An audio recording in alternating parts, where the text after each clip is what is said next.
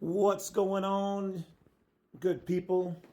It is the Badwolf. All right. So I'm relaxing on a Sunday in my plant room, so you guys can see. So once again, watching some videos. Thank you for the love out there to the to all the people, men and women out there, and the various genders and everything else out there for liking my videos and supporting. So I appreciate that. So one of the things I want to talk to you guys about, once again, is in conjunction with ladies looking for a good guy. So let's just jump right into it, okay? You guys should know by now you can find me on YouTube under the Badwolf or C Lovett. So for the ladies, a lot of the good men that you guys are looking for are everywhere. They're your postal carriers. They're your people at the grocery store, the guy who fixes your car. They're everywhere. But here's the thing. Most of you, not all, some of you ladies are actually full-grown women, so thank you. But to the ones this applies to, the reason why you're not finding them is because those guys are under your radar. You guys have a system created level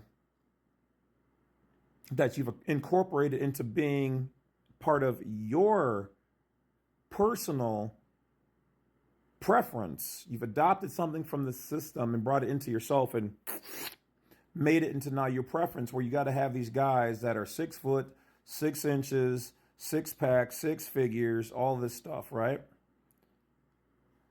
But so if a guy doesn't even make those marks, he's not registering to you. He's too short, he's too fat, he's too old, he's too whatever it is. I mean, get your preference, but you're not seeing the good guys out there.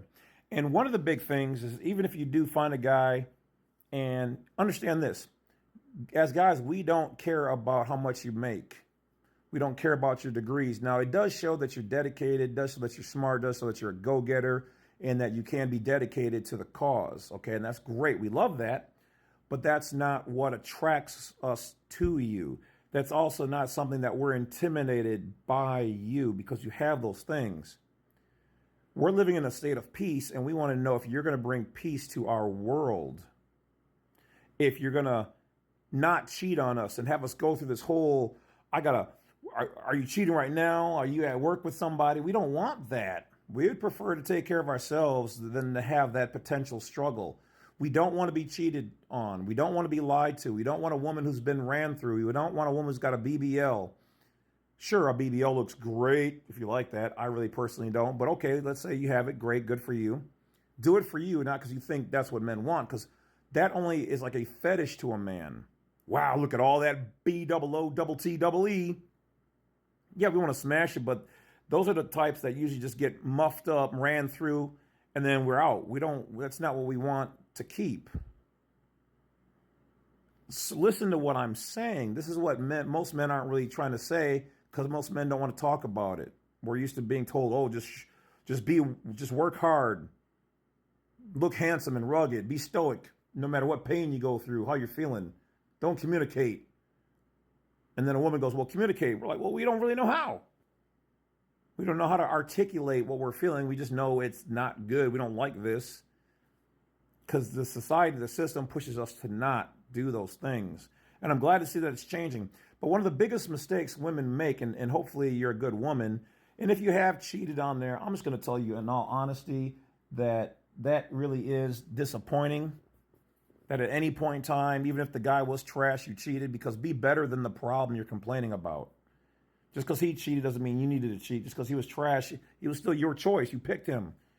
And you knew who he was before to a good degree. You got with him. Why? Because you guys always, not all, but some of you guys tend to go for the bad boy, the mysterious boy, the player type, the hood dude, your Chads, your Pookies, your Tyrones. You went for those guys. There's a reason why those are those guys. Because then you guys like the excitement. Well, part of getting cheated on and having kids, that's the excitement he brings. That's what you guys were chasing.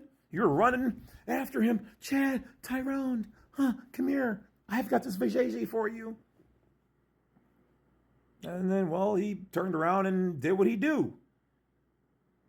The old proverb of the snake or the scorpion and the fox. The scorpion says, "Hey, fox, take me across the river." The fox goes, "Nah, you're a scorpion." Scorpion says, "Well, why would I hurt you? I just want to get on the other side too." So midway, the fox is almost across, and then he feels a sharp pain in the back of his neck because he gets stung by a scorpion, the scorpion. Fox said, "Why would you do that?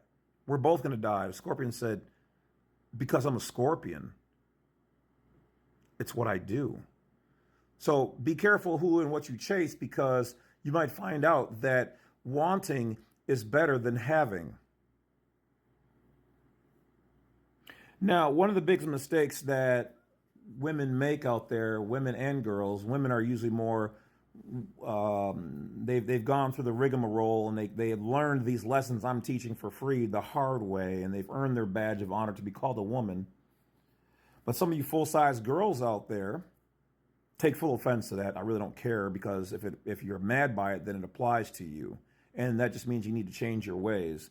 And if you're a woman, then all you're doing right now is going, "Yeah, he's right." And if not, then you're a girl in transition from being that full-size girl, losing the old girl mentality or the young girl mentality and turning into a woman.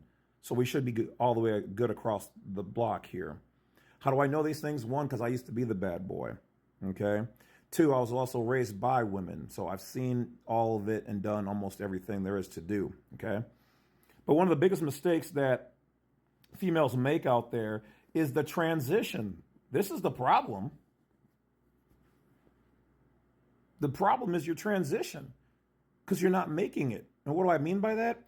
I mean, for instance, a lot of you guys are used to the bad boy, and you don't know how to deal with a good man, so you fumble him. So when we look back and see that you've had nothing but Tyrones and Chads and Pookies, and then now you want us, we're like, "You've been ran through. I don't want that. I don't want the left. Now you see my worth? Sorry, but you're a day late and $1 short. Now you got the STDs. Now you got the kids. Now you got the mental baggage, physical baggage. You're out of shape. You're not healthy. You got financial problems. We don't want that. Woman, man, whatever you are, everybody, nobody wants that. Nobody wants someone else's problems. And then you want to try to make us nice dudes, good dudes, or whoever else jump through your hoops of fire to make sure that we're the right good guy for you now that you've been with all the bad guys. But the transition is, okay, so you're good at doing business.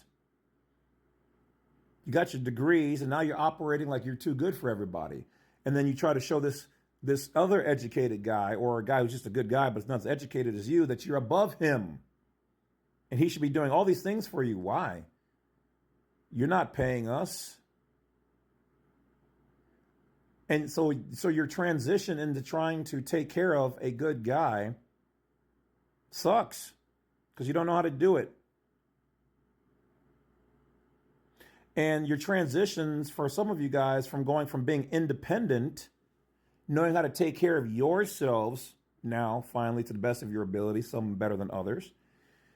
And then you're going from a state of only taking care of yourself, only your needs, only your thoughts, to wanting a whole nother human being to be in your world, and you want him to cater to you, but you have not shown an iota of actual care and understanding and how to transition from just taking care of you to another person, much less a family.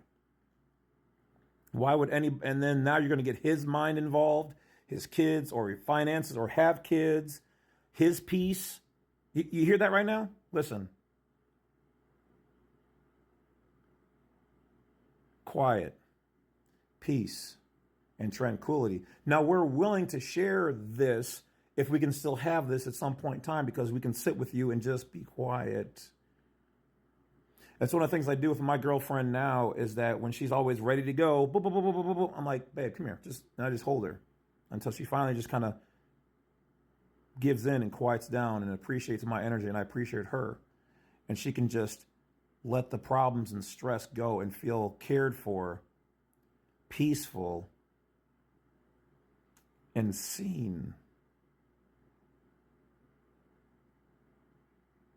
Take care of yourselves and each other. I'll talk to you later.